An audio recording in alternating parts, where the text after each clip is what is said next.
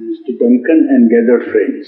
It was not my intention to inflict any heavy dose of metaphysics to friends gathered this evening, but I thought that this occasion might be utilized to make a sort of preliminary survey which might act as a preface to what would follow during my stay here, perhaps about 2 weeks or so. The general conception here, and even in India, is that generally about spirituality, that it is something that is removed from life, that it is abnormal or mystic or miraculous or something to do with the marvelous and magical. That is one conception. The other difficulty with particular reference to Sri Aurobindo is that many people think that he is a great philosopher and that probably his system of yoga emanates from his sitting in a cell and trying to solve the problem of man as a philosopher. Many people think like that because Life Divine is a book on metaphysics, they think that he arrived at his knowledge by writing that book, which is not true. I just want to clear a few misconceptions or wrong ideas current about Sri Aurobindo, his view of life and his way of life. He did not write philosophy first and then practice yoga. The fact is that he wrote the philosophy of Life Divine as a result of his experience. This is what I want to convey as one point this afternoon, this evening. That is to say, it is out of life that Life Divine has sprung. Life Divine is not something thrust on life from the abstract region of human intellect. It is something that has come out from life. And I must make a little divergence to show to you how it is something that has sprung from life. His father was an anglicized medical man with a degree from England, and when he visited England, Aurobindo's father thought that ideal man in the Victorian age, that was ideal, was to be an Englishman, And so he decided on his return to India to bring up all his children perfectly as Englishmen. And so from the birth of Sri Aurobindo, he employed an English governess in his house so that he may be brought up completely in ignorance of everything Indian and completely in the atmosphere of England. That was his attitude and that was his aim.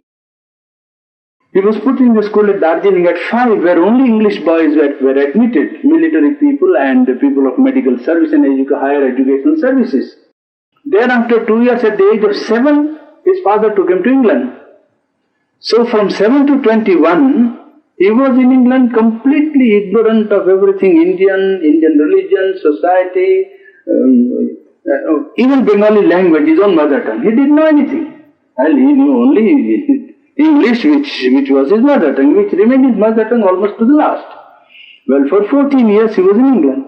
And he happened to be very clever, versatile in his capacity to grasp subjects which were being taught to students. He scored marks, record marks in Latin and Greek, wrote verses in Latin and Greek, in English language, wrote poetry, and even as a student he stood so high that he was given a scholarship from St. Paul's High School to go to King's College, Cambridge, which is a government college and government scholarship. That was the eminence of his intellect as a student.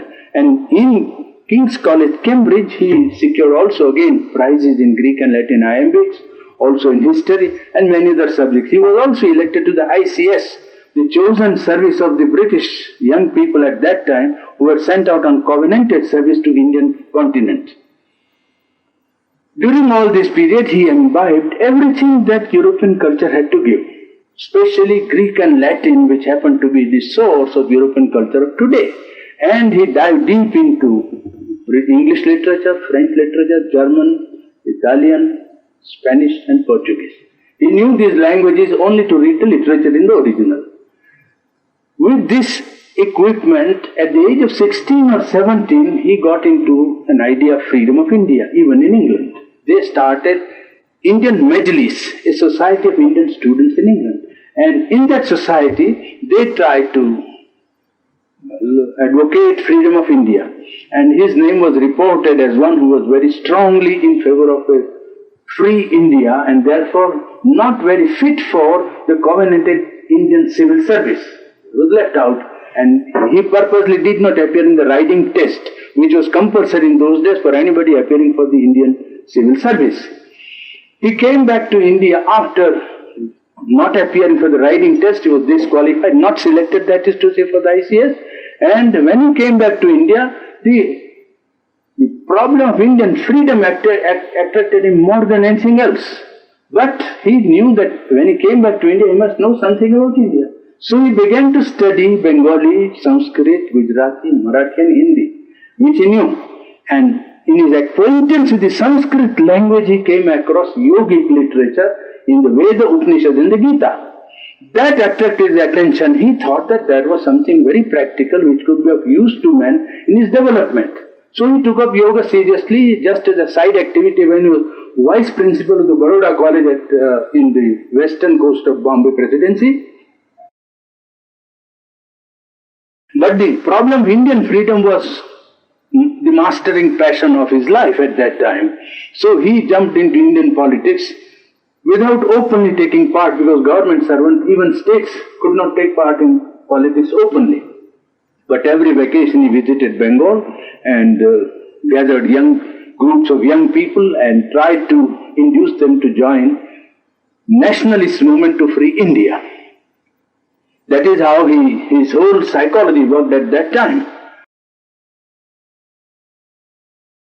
In 1905, he openly joined Indian politics and gave up his service of Baroda state, resigned the possibility of becoming the Prime Minister of Baroda, the eminent state in the past of Indian political life, and he joined as the first principal of the National College at Calcutta. And there in the National College, he rendered to the cause of education and ran a monthly magazine and a daily magazine advocating Indian freedom. Now this contribution to Indian politics is one of his great contributions from life. I was trying to tell you that his yoga did not come from sitting in his room as a philosopher and thinking of problems of life. It rose from life, because this problem of the freedom of a subcontinent like India was to him a major problem to be attacked first. And it is from that capacity to be sincere, capacity to sacrifice, capacity to organize, that he formulated himself into what he ultimately became, a spiritual seer. And he became principal of the National College, editor of a daily paper, and a prominent leader of the Nationalist Party. Before his advent, the politics of India was moderate. Moderatism wanted prayer, petition and protest. That was their plank of attitude or agitation. Prayer to the British government, petition and protest. These people, Tilak and Sri Aurobindo, these two great leaders, they have formulated the nationalist philosophy of Indian politics. First in 1893 to 1910, that was the period in which they worked. Mahatma Ji entered Indian politics in 1914. 4 years after these people had already consolidated the national phalanx. Well, their attitude and their phalanx, their slogan was, agitate, organize and sacrifice. Well, then on that they wanted to found Indian freedom. They said that India has a culture sufficiently long in the past, and it's not necessary for India to beg for freedom and to be fit for freedom. Freedom you are fit for when you can sacrifice for it and organize your life. There is no other qualification for freedom. Nations are not made fit by going to school. They are made fit by feeling that they want to be fit. And India has created empires, literatures, standards of life, philosophies, systems of social life, systems of morality, systems of philosophy. It's not necessary for you to learn that somebody is fit to learn what is freedom. They have formulated empires and run vast territories and given something to the world from whatever they were capable of at that time in the epoch of human history. He was implicated in Alipur bomb case. Bomb was thrown on somebody and he was implicated as one who must have something to do with it. Therefore he was under trial for 1 year. Alipur riot case is a famous case in the history of Indian legal profession. It is one of the outstanding cases in the legal history. There, during 1 year of solitary confinement, because all the revolutionaries were solitarily confined to separate cells, not allowed to meet each other. So during 1 year of solitary confinement, he found the opportunity of practicing yoga. And it is there that became the turning point of his life. Now, how the first experience of spiritual life came to him? He was at Baroda after the famous Surat Congress, where the moderates and extremists came to blows. And the Congress broke up as a political organization in Indian history, 1907. That was a historical session in the political history of India, where the moderates and the nationalists came to blows and the whole Congress organization was broken up. Sri Aurobindo came to Baroda from Surat. And there he felt that this political agitation should be supported by some spiritual force. Otherwise, it is too human and takes too much of the man's consciousness into realms in which he has first to enter conflict, and then personalities and small-mindedness enters into the movement of political life. And he wanted to retain a free background of consciousness even while he was engaged in Indian politics. So he asked his brother if any yogi was there who could come and give him some guidance about how to do this politics without getting involved. Well, they found one, Vishnu Bhaskar Lele, a Marathi gentleman who came and told him that if you withdraw for a few days, I will try to help you and do something for you. Well, they retired into politics because Congress was already broken, there was not much work to do. So in Baroda he retired for 3 days into the house of a friend of mine. He was a big zamindar, landowner. And there they practice yoga. And he asked him to make his mind silent. He said, do not think any thought and do not allow any thought to enter your mind. Well, this is a very difficult practice for an ordinary man to do. But his concentration and I think aspiration was so strong that he succeeded in one day to make his mind vacant. And then that was an experience which suddenly opened out a vast, infinite background of silent infinity to him. And he felt the silent infinity pervading all things that he could see, sense, think. Everything that was seen, everything that was sensed, human beings, nature, cosmos, everything was pervaded. It was spickled into, so to say, a sort of silent infinite consciousness. And that became a very great experience in his life. His mind had stopped thinking. It had become completely vacant, not at all interested in human thought. He was called upon while he was going from Baroda to Bombay to address a political meeting. So he told Lele, look here, my mind has become completely vacant. I have nothing in my mind. What shall I speak? So Lele told him, well, I think you better go to the meeting anyway, and I will be with you, and we will pray, and you also pray at that time, that something may be given to you to speak. Well, he went to the meeting. This is recorded. Those speeches are there in print now. It is not that it is subsequently made a fair. I was one of those who attended one of these meetings in Baroda itself. I myself took part in the revolutionary movement as one of his lieutenants. Well, so he went to Bombay and stood in the meeting without any thought in his mind, and suddenly he found that a voice began to speak into him. That was the second characteristic experience that came to him. First was the silent infinite consciousness. The second was a dynamic movement from some source which was not intellectual or vital. Something, and the speech was very cogent in a sense. So these two things he got. And then he thought, well, this might serve some purpose in political life. And so long as he was in politics, he carried on these activities with a mixture sometimes of his mind, sometimes of political resolutions that were passed by the Congress, and very often by the guidance that was given to him. First, retaining of the silent consciousness, and then the dynamic movement that came and acted in him, now and then interruptedly. Well, then the case, Alipur bomb case came in 1909. This was 1907, first week of 1908, these two experiences. 1907 December, the silent infinite consciousness. 1908 January, well, the experience of a dynamic movement in consciousness. 1909 in jail, 1 year, full 1 year and 1 day. He was in jail, and there he practiced this yoga again with Gita and Upanishad only as his guide.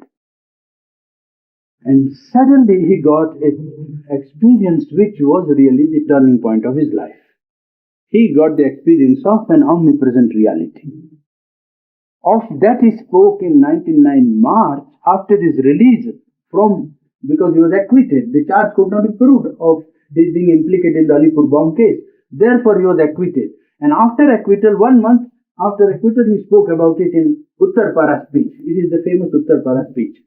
Well, there he gave expression to his experience, which some of you who are interested can read for yourself to know in his own words what is the nature of that experience. He had the habit of being a great ICS man who knew the Indian law much better than many barristers. He had the habit of giving instruction to his lawyer during the case. The case was going on and he used to write slips of paper and give it to his barrister. To see that this is a legal point, this is legal, please attend to this point, and so on. Well, that day after that experience, when he went to the court, he was thinking, shall I suggest to him this point? Then the experience came in the court and told him, look at the magistrate. So he looked at the magistrate. And then he saw that magistrate was not there. The omnipresent reality was there. Then he said, look at the barrister. He looked at the barrister. And C.R. Das, who was his defendant, the famous political leader, who became lieutenant of Mahatma Gandhi, after a very great figure in Indian politics. Chittaranjan, you see, the city of Chittaranjan is named after him. He was one of the great political leaders. He was his defendant in the Alipur bomb case, you see, and he was his barrister. So he looked at it. He said there was no Das. The omnipresent reality was present. And said, so you see, who is conducting the case and who is going to guard? You don't worry about giving notes to your barrister. It is I who will bring you out. These are there in his own words. So that became a very concrete experience. When he went to the jail in his cell, he saw that there was a neem tree, and usually used to walk under the neem tree. So he looked at the neem tree and saw that it was Narayana, that was the omnipresent reality was shading him from the sun. And he looked at the prisoners of the jail, you see, and saw that they were not the criminals, but behind the outer mask of the criminal, the omnipresent reality was there. And the very walls that kept him in the cell were the walls, omnipresent reality standing there almost on guard on him. That became the turning point of his life. He thought that this could not be his own experience, meant only for him as a very gifted, special individual. He was so humble. I have never seen a more reticent and a more, a gentleman who never... I have talked to him for about 40 years, so I can tell you that very often in evening talks when we are sitting, it would be very hard to come across the word I. I used to count. I had the habit of marking all these evening talks which I published ultimately. You see, I used to mark and used to see. In talks and days, there would be no I in the whole talk. It was the most wonderful thing. Well, so he thought that this is given to him for some purpose. This can't be his own personal property to make him very great, which he already was. But he thought this must have some significance for human beings, for humanity. And before he thought of doing anything with his experience, he wanted to constant. How would man's consciousness change? What would happen to man? Suppose he constantly lived in the presence of this, what would happen to him? He wanted to experiment. So he retired from politics. After that he left politics and came to Pondicherry. From Calcutta he went to Chandranagar, which was French, and from Chandranagar he came to Pondicherry, which was the capital of French possession. And he tried to experiment on himself. And then when he had formulated all the results on himself and a few others who were willing to take his guidance, then he formulated his philosophy. I'm just trying to tell you how Life Divine came to be written. That's the point on which I started the evening talk. And I just want to bring you to the understanding that it is a result of something that happened to life and something from life that was given to him. Now, what are the special characteristics? Because in India there are thousands of ways in which people practice yoga. And probably there are people who always say, oh, there is always one and the same thing and everybody has said the same thing, so it is the same thing. But the same thing, when the epoch has passed, has to change its form and it has to change its application to life. Ultimate reality is the same. People always say like that. You see, oh, everybody has said the same thing. But you see, 2000 years back, one could not have thought of modern problems. It's very difficult to have a complex picture of modern society, modern international life, or economic life, or the cultural life of today, the thoughts that occupy man today, the way in which man communicates so easily with each other, nations and individuals. This could not be conceived 500 years back. Why? Go back 200 years and you can't conceive a man. If you had 200 years back only told somebody that you can drive a car or carriage without horse or bullock, they would have laughed at you as somebody who's talking of miracles. Only 200 years back. So say, how can you do it? It's not possible, but it is possible. So that as the conditions of evolution change, the aspect of the reality that is applicable to life also must change. Otherwise, it becomes atrophied. It becomes so fixed and devoid of applicability to life that it remains a dead letter. That is what happens to many great spiritual truths which get embodied into forms of life, into ceremonies, into credo, into belief, into principles, into affirmations, into ceremonials and rituals. Well, those rituals lose their applicability to living persons and then they become a sort of more or less nice ceremonies and good in their own way, but lose their applicability. Even in India, for instance, there are so many orthodox people who regard Serendo's yoga as not at all orthodox, because it doesn't follow any orthodox line of thinking. It is not in the line of something to which they are accustomed to give belief or faith. They think this is very unorthodox. Naturally, it is unorthodox because orthodox is out of the date now. It must go. There is no question about it.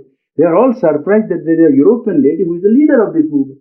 Now, for the last 40 years, not today. And thousands of Indians come and bow down to her as a mother. And they are all, how can this happen? The Orthodox people. There are many enlightened people who understand that times having changed, spirituality must undergo a change. Spirituality does not remain atrophied and fixed to outer forms. Really speaking, the kernel of religious life is the religious impulse in man, not the forms which religion has taken. Forms can never remain fixed. If they remain fixed, they become what Tagore called achalayatana, fixed house in which you live very inconveniently. Say, oh, this is my grandfather's house. Oh, it is wonderful, it is marvelous, it is very strong. And you are put to inconveniences every minute and you say, but oh, it is my grandfather. Well, it is all right, but we don't object to it, but it is very inconvenient. That is the only difficulty with it. Well, the inner kernel of religion is experience. Forms are the social application of religious truth. The founder of religion wanted people to realize something, to experience something, not merely to believe, say, affirm, and go through ceremonials. Ceremonials were only steps intended to lead to an experience, a concrete experience. Religion and religious impulse means experience. Should mean experience if it is to be true. Well, then all the other aspect of religion is social. It is good. It was intended to leave a collectivity which affirmed the same, affiliation to one great truth, to lead them all to one great goal. But human nature being given what it is, it fell down from its height, never reached that in any religion, including Hinduism. It never came to that height where the collectivity could step by step reach an experience and bring the golden age on earth. The idea was to bring the golden age, to bring, as it was said in some of the old writings, where the seers saw thousands of years in advance that an age must come when collectivity will be able to reach a concrete experience even in its collective life. But that did not happen. It fell to sociality, and socialization of religion became an occasion where people meet some pious ideas, some good faith, piety, remembrance of trying to be good. Someday we will attain something. A remembrance of some hope of advancement in the future. Perhaps a possibility that we should be good. It is what Sri called in one of his writings an innocent indulgence, more or less, if not a recreation for some. I'm sorry, but that is what I have found myself. It is a kind of recreation. So it is people go there and say, well, we'll meet 100 people. If you have to go to see 100 people, you have to go to 100 places. But here you meet them all at once. And it is an advantage in this. And then can talk all kinds of things that have nothing to do with religious life. I mean, with all due deference to all forms, including Hinduism. They have devotional songs in India, Bhakti, Kirtan. 500 of them singing. So one day somebody took me there. It was Surat. No, you come there. I said, I am not interested. Please don't. No, you come. He was a good friend of mine. Say, come. I went there. And to my most utter sorrow, not one man was thinking of God. Will you believe? 500 people were shouting at the top of their voice. Not one. Somebody had an idea, very nice lights are put up. Another was thinking of the harmonium. Third was thinking of the flower. Fourth was thinking from where this musician has come. Then they were all and half a dozen were talking who has dressed how. So they're absolutely irrelevant. I mean, nothing to do with religion at all. Nothing to do with devotion. I mean, peace and purity is the last thing that you expect in a group that wants to do something for higher life. There is neither peace nor purity. I'm so sorry. Well, this is what has happened to all outer religious forms. Religion is the impulse to religion has a truth in human life. It is not superstition, which some of the agnostics, the advanced so-called scientists, the practical utilitarian mind of today, which is turned to science as the highest achievement of human consciousness, wants to tell us. But religious impulse has a truth because it has a basis in human nature. It is not merely something foisted upon human nature. People who talk glibly about, religion being opiate to the people and so on, well, they do not know what is human nature, first of all. Yet human nature is coming back in their own country now. They try to force it out by compulsion and by sort of, political atrocities, but it has not succeeded. It has come back. In their own country it is coming back. You cannot eradicate a root from human nature. What is the ultimate aim of religious impulse in man? Man wants freedom. He wants knowledge without any shadow of ignorance. He wants true or perfect consciousness. He wants self-existent harmony. He wants delight as a constant factor of his consciousness. In fact, he wants perfection.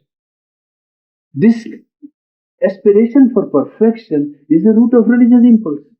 And when one posits a being or a consciousness or a state in which that is, he is positing a truth which already exists.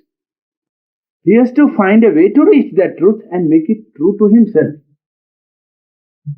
This truth of religious impulse was demonstrated again to our times by two great figures in India.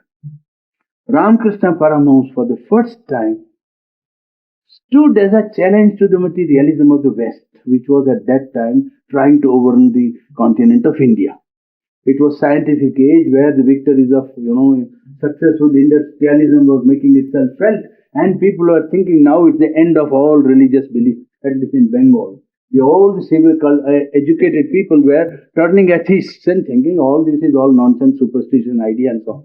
There one villager who could not sign his name, even in his own mother tongue, stood up and challenged the whole atheistic, agnostic and materialistic outlook embodied in some of these Indian intellectuals, products of Calcutta University, Vivekananda himself being one.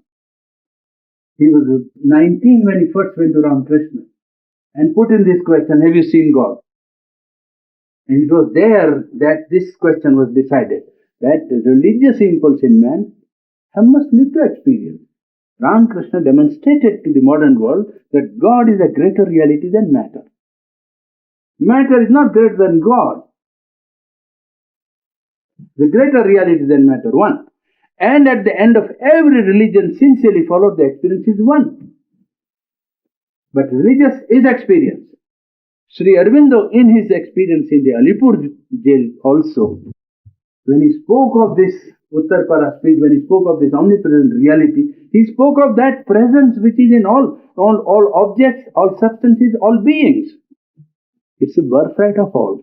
And this was reaffirmed to the modern people by two people. One, an uneducated villager with direct approach to inner life, and a very educated man who was brought up into the highest traditions of Western culture, came back to India and imbibed the Indian culture again as a foreigner and dived deep into the profundities of Indian culture, embodied in his life and gave expression to it.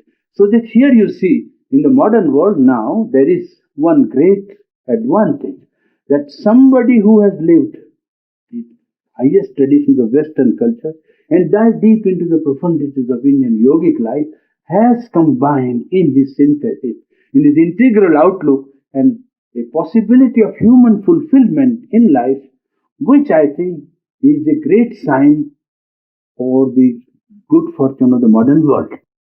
It is this contribution of Sri Aurobindo, who in him combined the double strain of the Western and Eastern culture at its highest, and has seen in his vision of the truth which he has brought to mankind the possibility of individual and human and collective life attaining a fulfillment which never had been there in the course of human history. It is not today that he is telling us that it will be tomorrow. Seers, when they come, the definition of a seer in India, Rishi, is one who has a vision of life. It is called in Sanskrit Kranta Darshan. Kranta Darshan means not the vision of something immediately visible to sense or mind, but something that is already coming far away, but one who has prepared himself for seeing is able to see beyond perhaps 500 years, 1000 years in advance of people. And he speaks of the Yuga Dharma, means the duty or the preparation which the individual and collective man must make here to receive that truth which is coming. That is the definition of the Rishi. Rishi gives you the dharma of the age. Dharma means what man must do, what this age must do. Then it points out that this age must prepare himself to receive that truth in a particular way. Then the truth that is coming will find it easy to descend into man's life and fulfill man individually and collectively. Well, this great function has been performed by this great master, and the advantages of what he has brought to mankind are triple. One, till now there was a sort of a dichotomy between life and God. Most of the religions, I will say not all, but most of the religions, if you see, always made it a condition that life and God are not compatible. If you seek life, well, it is very difficult to make the attainment of God go with it. If you seek God, then better to release yourself from the bonds of life, as they call it. This has been the one strain of many religions, many systems, even of yoga. Sri Aurobindo for the first time came and saw that that was wrong and it is not correct. Divine is a birthright of everyone. And as I was telling you the other day, this is the yesterday evening, that divine is like Mount Everest. Visible from everywhere, you can see, because it is the highest peak of human conception of perfection. You see it from everywhere, and you can march from it from anywhere you are. From where you are, you begin the march. That is the qualification. Yes, you say, but people are not. Yes, if you are not ready, there is no compulsion. There is an age of democracy, isn't it? And I very often tell my audiences that God is the greatest democrat I have ever known. Greatest democrat, he never compels, though he is omnipotent. Never compels. That is not in his line. Complete freedom to deny, to abuse, to reject, to do just what you like. So it is free. But from anywhere one can begin his movement towards the Everest. The divine can be, the attempt to reach the divine can be made from anywhere.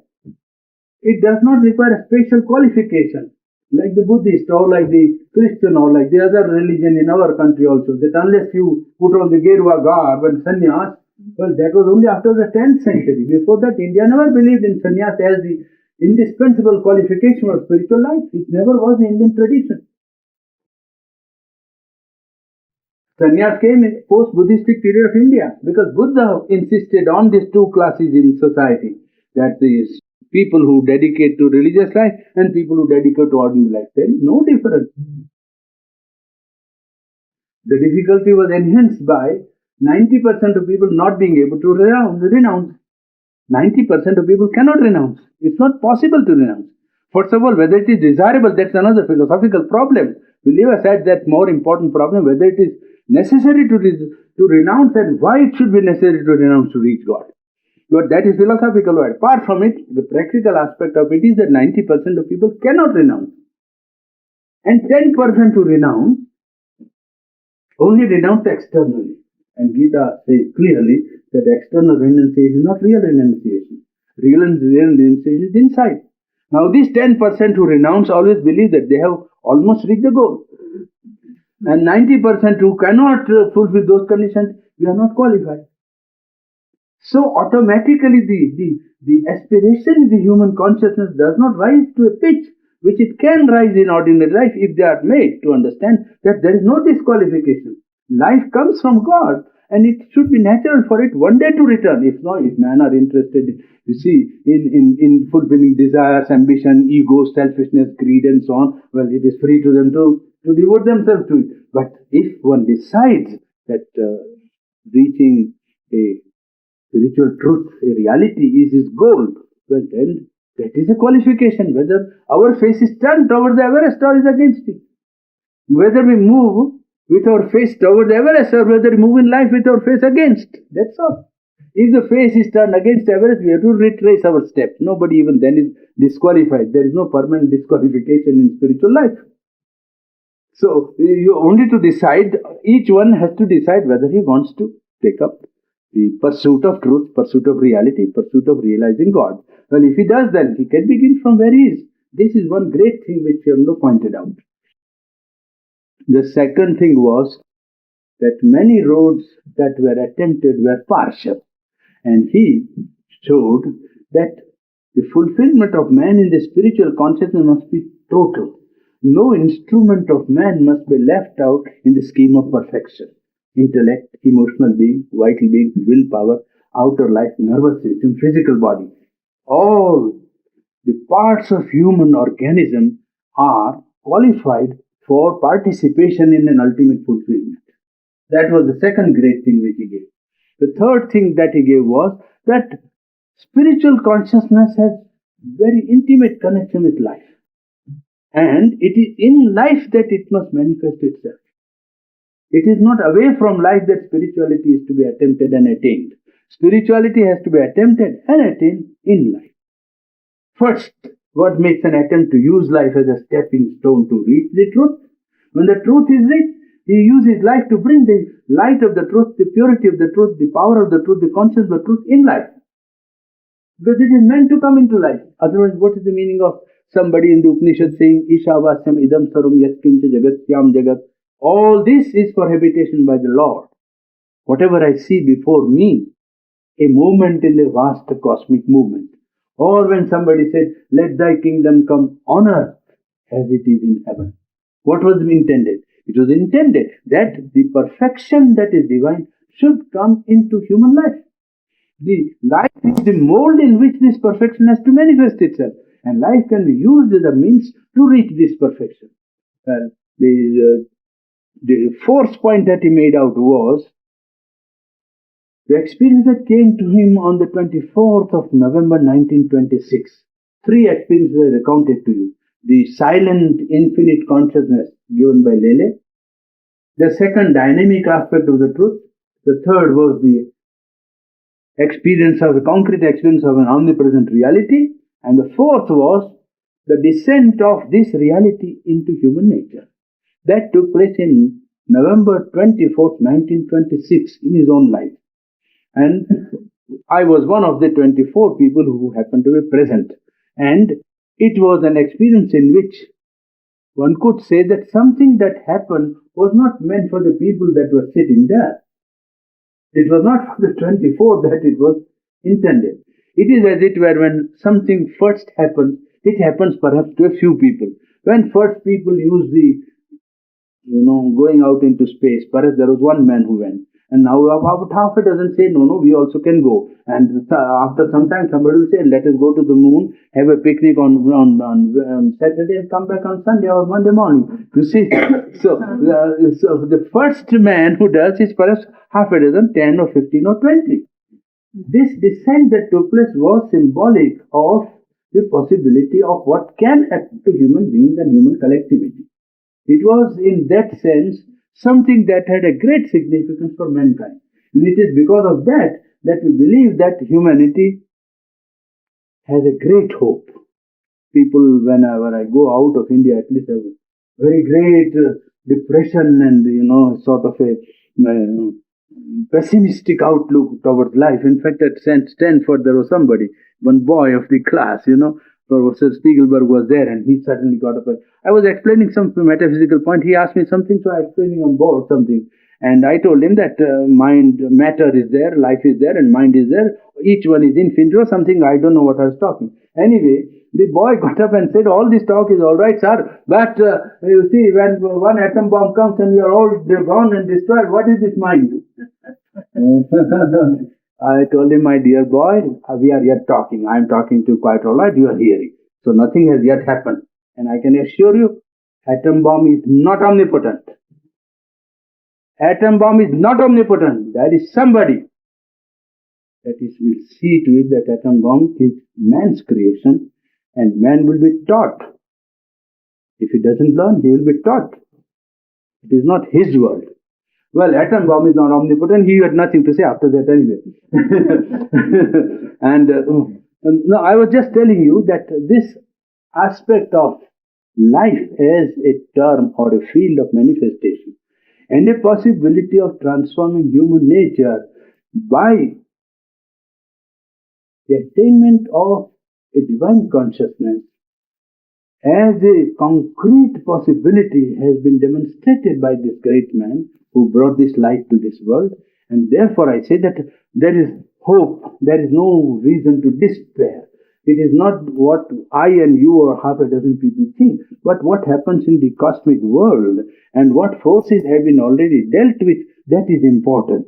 And I think that his bringing this great light to mankind perhaps is canalized in very few, and therefore it appears very meager and minor.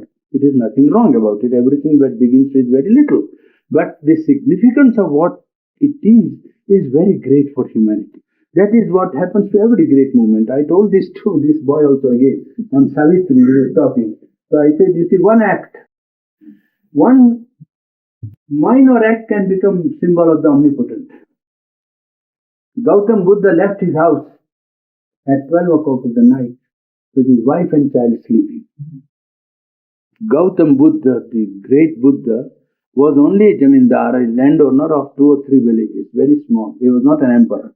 People wrongly read history. You see, when somebody has become great, they want to make him greater than he actually humanly was. He was certainly much greater than people know him to be, but he was not an emperor. He was a jamindar of 5 or 10 villages and good property, aristocratic life as it was known in those days in Japan, India and many countries of the world. By the knights in England, knights in Europe, or the samurai in Japan, the Rajputs in India, they had the same sort of life. That was Gautam Buddha.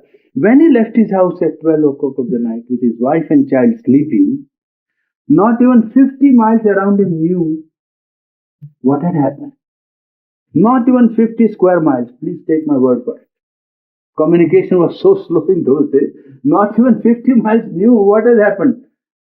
Only his parents knew next morning, and they were trying to find out where he had gone. They didn't find him. It was nowadays you can send a telephone here to all the parts of the world and immediately I think he'll be brought back to his wife. I don't know what might happen to Buddha in modern times, but he doesn't take that form. You see, when he comes second time, he does something better. And he also improves in his method. Anyway, a small act that nobody knew became so significant to mankind that two-thirds of mankind listened to what he had to say about life. So that a small thing is not necessarily the sign that it has no great significance. And I personally feel that in this contribution of this great man who has brought a new vision of man's perfection, individual life and collective life, holds a great future for mankind. And I therefore would want you to be optimistic first about man's future, one, and to see if what he pleads for, that man should make an attempt to make spirituality a concrete experience. Then there is every chance that spiritual concrete reality will manifest itself, express itself in human life, and life will become a mold of a greater truth and ideas, ideals, morality, social conventions, some principles held by human mind, something of a self-existent truth, some self-existent harmony, and a great power might come down into life. And because it is one, infinite, omnipotent, omniscient, omnipresent, conflict would be automatically eliminated because there can be no conflict in the action of one force. When the same force acts differently in 1,000 people, just as in an orchestra or in a great, musical performance, you find 100 or 200 instruments playing. And each one is playing what is intended of him, what it is, a stringed instrument or a flexion or a harmony. Well, and yet the total is one great harmony. Well, probably we might dream of a time when a large number of human beings might live in that truth and create here a harmony which will attract other people. If such a harmony can exist, many people will be attracted to see how a conflict is avoided, how difficulties are crossed over, and something of the dreamt of age has been brought into existence here right now in our midst. Well, it is with that hope that I have taken up a journey of 7,000 miles to come here and to see if I can carry some idea of this great truth to friends and persuade them to first see to a new way of life, new view of life, and a new way of life. I think with that, I should not take up patience anymore.